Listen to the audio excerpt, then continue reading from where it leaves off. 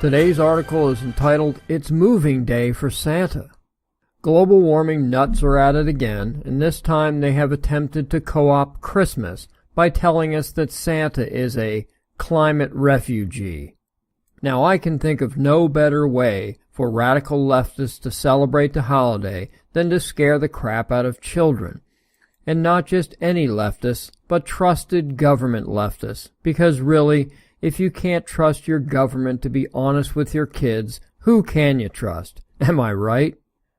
Quote, "There is no country on the planet that can walk away from the challenge and reality of climate change. And for our part, Canada will continue to fight for the global plan that has a realistic chance of countering it. We have a responsibility to future generations, and we will uphold it," unquote. The young and dashing Canadian Prime Minister Justin Trudeau recently told the United Nations General Assembly. And that September proclamation has now been followed by a warning to the world's children as, quote, Canadian government website claims that Santa Claus is relocating his workshop, elves and reindeer, to the South Pole to escape the effects of global warming, unquote. Isn't that heartwarming for all the little girls and boys not to know where to send their letters next year? Santa Claus has become a climate refugee. Maybe he and the missus will send everybody one of those change of address postcards in the coming months. Don't forget to keep checking your mail, little Johnny and Janie. But let's face it, the left is desperate, and every year that passes without any measurable warming sends them a bit further over the edge. So every year they must keep ramping up the horror. The global warming industry is an industry just like any other, and put that way, it may be the world's largest industry. But instead of manufacturing iPhones or cars, they manufacture data and computer models. Or one might better describe them as more of a one-trick pony Hollywood studio.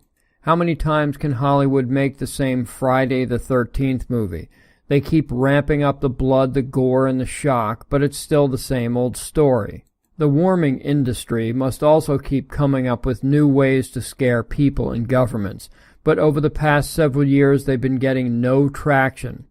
For years we on the right have been preaching that there has been no warming since 1998, but really since September of 1994, University of Alabama in Huntsville's satellite temperature data has shown no statistically significant global warming trend. That's close to a quarter century. Now, this Santa thing may all seem like a silly joke, but believe me, it's far from it. The radicals at the UN are pushing their latest Soak the First World agenda, and they are just fine with exploiting Santa Claus to support their insidious plot. They are proposing to issue refugee visas to all who are displaced by the ravages of climate change, not just Kris Kringle. One might even consider this a shot across the bow of conservatives and nationalists. You better pony up to stop global warming, or your country will be invaded. The UN deal is expected to lead the deployment of a global climate change refugee visa system that in the near future could help to more easily locate individuals and corporations feeling the impacts of climate change. And I wonder where the UN might expect these refugees to more easily locate.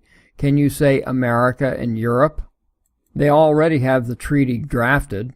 Quote, "A group of academics and advocates have spent the last 2 years proposing an entirely new refugee treaty with new categories to cover those who are forcibly displaced, including by the ravages of climate change," unquote, writes the New York Times. So now all they need are enough radicals to implement it. Thank you for listening.